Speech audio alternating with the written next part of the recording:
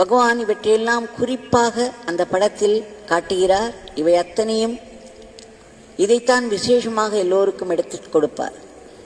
நானே மகாவிஷ்ணு, நானே மகாதேவன்.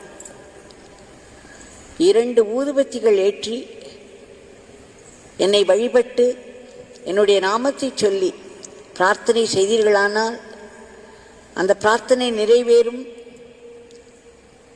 என்னுடைய தந்தை உங்களை ஆசீர்வதிப்பார் என்று பகவான் சொன்னார். திரு பெருமாள் ஐயா கேட்டார், சுவாமி, அந்த படத்தில் ஏதோ பெயிண்ட் செய்திருப்பது போல் இருக்கிறதே, அவர்கள் ஏதேனும் வண்ணம் தீட்டியிருக்கிறார்களா என்று.